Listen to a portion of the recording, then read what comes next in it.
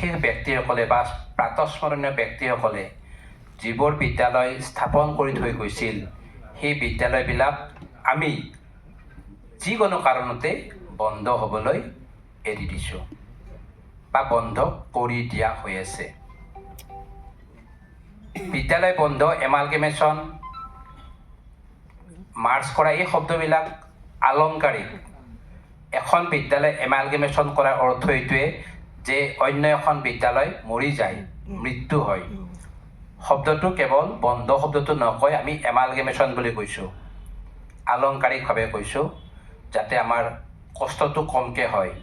কিন্তু এইটো কথা আপোনালোকে মনত ৰাখিব যে এখন বিদ্যালয় বন্ধ মানে আমি আমাৰ পূৰ্বপুৰুষৰ কৰি যোৱা এটা কষ্টক আমাৰ প্ৰজন্মই ধৰি ৰাখিব নোৱাৰাৰ কাৰণে, তেখেতসকলৰ এটা কষ্টক আমি সন্মান দিব নজনাৰ কাৰণে এখন বিদ্যালয় বন্ধ হৈছে। ইয়াতে যিখিনি বেছ SMCৰ যিসকল সন্মানীয় প্ৰেছিডেণ্ট বা কৰ্মকৰ্তা আছে, মই আপোনালোকক অনুৰোধ জনাইছোঁ, আপোনালোকে নিজে ইয়াতে বেছ SMC এৱাৰ্ডটো লৈ ক্ষান্ত নাথাকিব।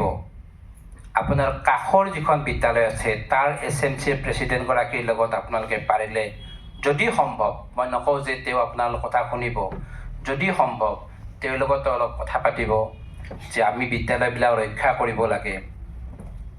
ছাৰ বাইদেউসকলে শ্ৰেণীকোঠাত কি কৰিব লাগে, কি কৰিব নালাগে, আমি হৰেক কিচিমৰ বিচিত্ৰ ধৰণৰ ট্ৰেইনিং দি আছোঁ। বিচিত্ৰ বুলি মই এইকাৰণে কৈছোঁ, তেওঁলোকক প্ৰয়োজন সিমান ট্ৰেইনিঙৰ আছেনে নাই আমিও নিজে কনফিউজ হৈ যাওঁ আজিকালি।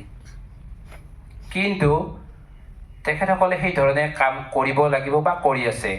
তেখেতসকলক চোৱাৰ কাৰণে বিভিন্ন পৰ্যায়ত বিভিন্ন ব্যক্তি আছে, কিন্তু SMCৰ যিসকল সন্মানীয় মেম্বাৰ্ছ আছে, আপোনালোকে নিজৰ SMCখন ঠিক কৰি ৰখাৰ উপৰিও কাষৰ অইন এখন SMC বা যিখন SMCৰ লগত আপোনাৰ মিলিব পাৰে তেওঁৰ লগতো অলপ শ্বেয়াৰ কৰক, বিদ্যালয়বিলাক ৰক্ষা কেনেকৈ কৰিব পাৰি। ছোৱালী নাতি, ছোৱালীক বিয়া দিছোঁ গোৱালপাৰা। মই সৰুতে ৰাখছোঁ, দেউতাক ঢুকাৰ পৰা 1ত পঢ়ে মোৰ ছোৱালী নাতি।